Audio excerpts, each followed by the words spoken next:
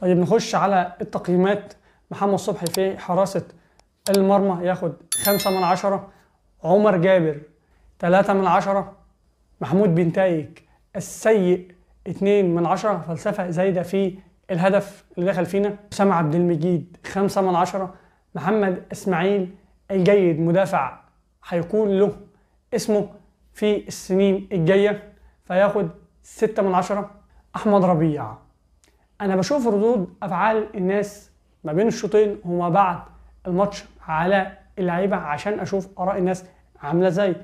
طبعا مع احترامي لكل الناس، في ناس عادي ممكن اخد برأيها، طبعا مفيش اي مشاكل، وفي ناس انا ما باخدش بآرائها، او بمعنى تاني بيكون ليا رأي مختلف.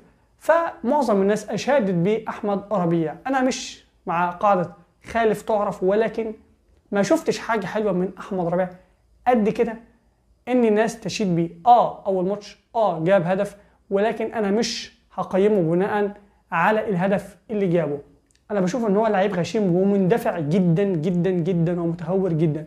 الناس هتقول لي طارق حامد كان نفس النوعيه، هقول له لا، طارق حامد حاجه تانية. ثم ان طارق حامد اصلا كان في الخروج بالكره او الاستلام والتسلم كان فوق الممتاز. احمد ربيع بشوفه عشوائي حبتين، عنده القرارات متسرعه، غشيم حبتين، انا اسف في اللفظ يعني، ومتهور ومندفع حبتين. لكن كمجمل وكأول ماتش كويس لعيب اول ماتش.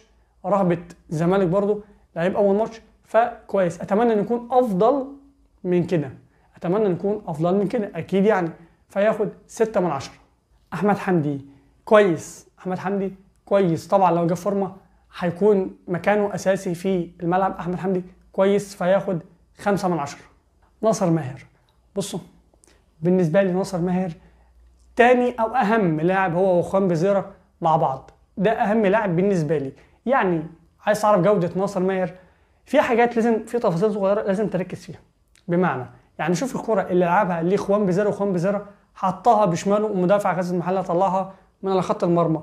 الكره وهي جايه لناصر ماهر، اللمسه اللي اداها لخوان بزيرة على رجله بالظبط.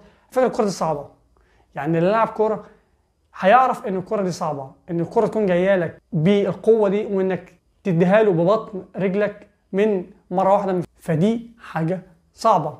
كذلك برضو ناصر ماهر والكوره تحت رجليه الواحد بيبقى مطمن. لعيب لو فقد الكوره بس في كور تانية هيدي لك فيها حاجات حلوه هتسقف له عليها. لعيب بيعرف دريبل بالكوره عنده ممتاز، بل فوق الممتاز. لعيب بيعرف